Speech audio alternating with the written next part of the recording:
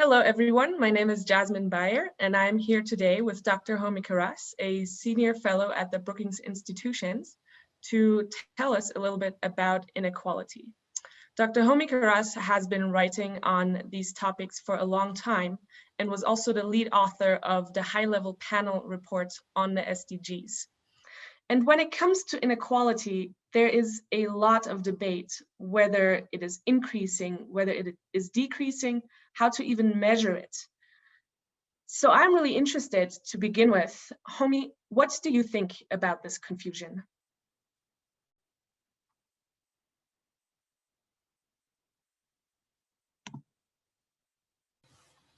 Well, thank you, Jasmine. It's inequality is a very complicated topic because so much depends on one's perspective and the way in which you think about it. And so you get these very confusing stories at the same time. So there seems to be a real difference of views. And this is not actually about different data. It's really simply about a different perspective. And I think it was really summarized quite well in a famous chart that Branko Milanovic, a friend and colleague, produced, which is called the elephant chart. And what Branko basically showed is that different groups across the world are growing at different rates. And in the elephant chart, he suggested that there was a group in the middle of the income distribution that was growing very rapidly, a group at the far right, the richest people in the world, had their incomes growing very rapidly, but then also a group of relatively rich people who he described as being the Western middle class, who were being really squeezed in terms of their income growth and where incomes weren't rising. I think the real takeaway from his presentation is that inequality is something that is not a single statistic. And you really have to be very precise to talk about what kind of inequality you're trying to discuss. And that's why at Brookings, we've really tried to think about inequality, especially inequality within a country, which is where most of the policy action happens, in terms of three different categories. We start by talking about inequality of opportunity.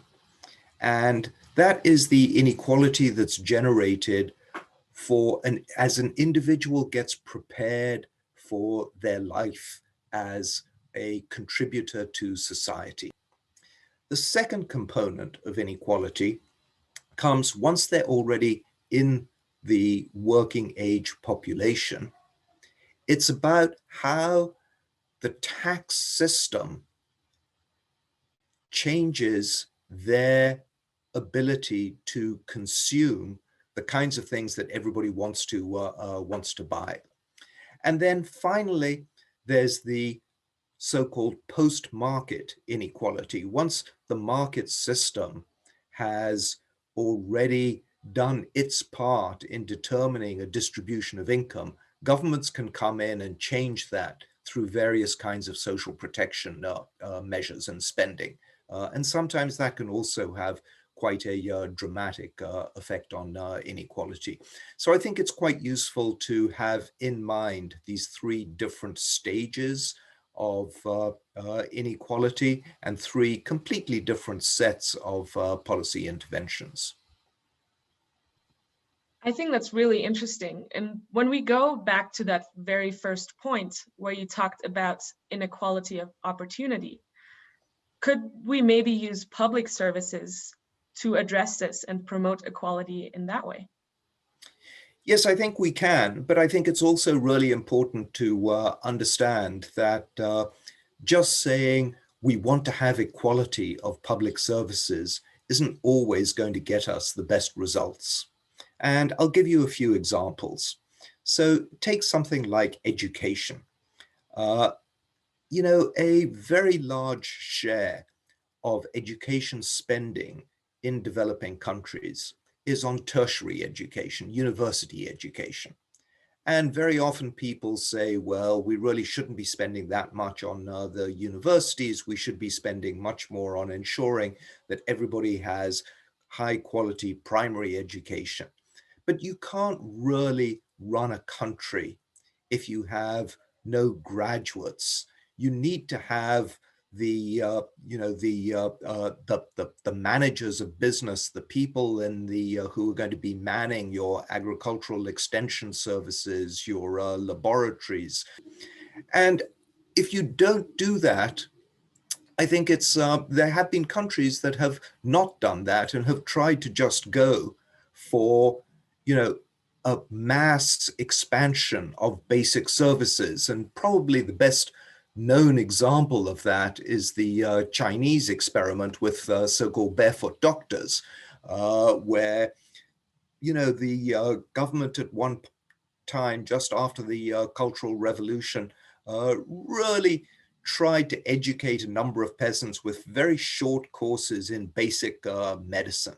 And they sent them out into the countryside in order to be able to create clinics everywhere in the country. And I think as we now look back on that, people feel this did not really generate a very good healthcare system. What they were able to deliver was not very good. And in fact, the World Health Organization has recently ranked China as having one of the worst countries in the world in terms of the equality of healthcare, because that basic effort fell so far short that all kinds of other means of delivering healthcare had to be in fact jerry-rigged. And another good example, I think, is India, where there have been randomized controlled trials that suggest that very often in India, when you come out of a public clinic, you actually are worse off from a health standpoint than when you went in, because there's such a big tendency to prescribe antibiotics and cortisoids and other things, which are short-term palliatives. And so it's great that we talk about our aspirations for things like universal healthcare. But when you talk about universal healthcare, you'd better talk about universal quality healthcare and not just universal healthcare. And then finally, just let me say one word about geography, because geography has always been thought of as something in the development sphere that we think about in terms of countries. We talk about rich countries and poor countries. What's happening now in the development arena is that the big issues are how even within a country you have selected hotspots of poor areas and corridors of prosperous areas. And I've done some work with colleagues at Brookings that highlights how almost all countries have one or the other subnational regions that would be classified as being in a different category, low income, lower middle income, than the country itself. And so you have to think about and understand the importance of geography in determining inequality within a country. Those are fascinating examples, and I certainly have never thought about it in that way. And at the end, you will have to let us know if the barefoot doctors were actually barefoot.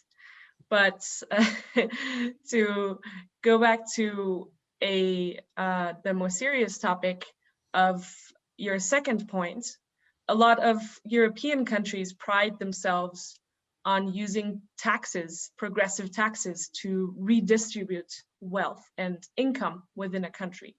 Do you think taxes and subsidies could be used to support equality?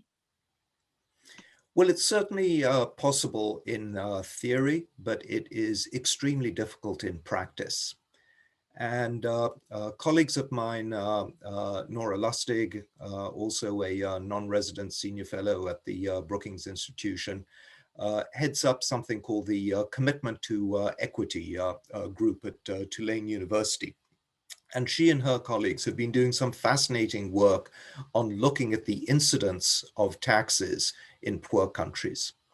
And basically what they find is that because poor countries have such large informal sectors, they rely very heavily on value-added taxes as a source of revenue. So value-added taxes are taxes that are collected on consumption. It's on products that people consume. And poor people tend to consume much more of their income than rich people.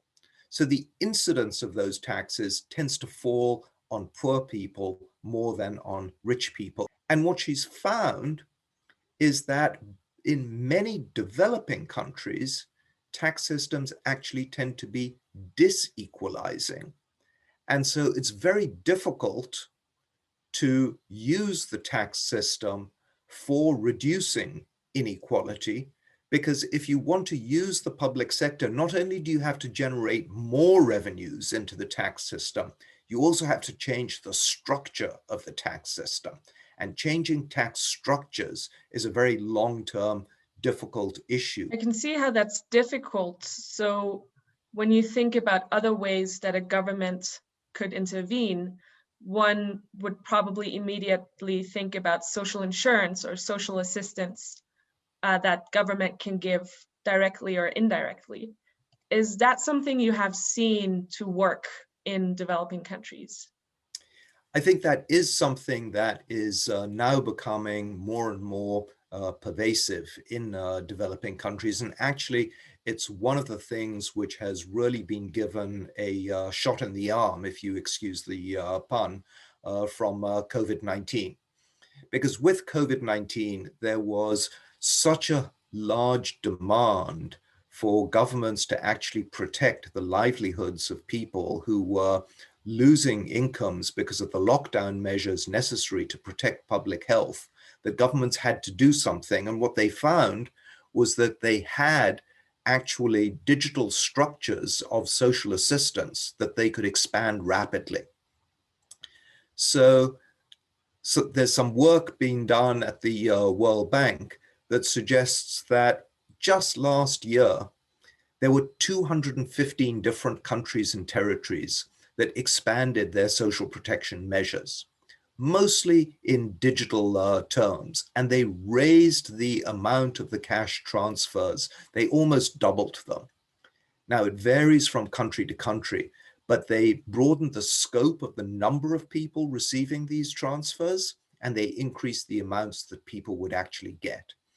And that's something that is very new, but it's something that is of extraordinary potential importance for how we think about dealing with inequality. We can now make some estimates about what it would cost if we really used these kinds of mechanisms to try to completely eradicate poverty. And I've been doing some calculations that suggest that the total tab, because this is expensive, obviously, giving money to poor people, but the total cost of raising everyone in the world above the extreme poverty line would be something like 100 billion US dollars.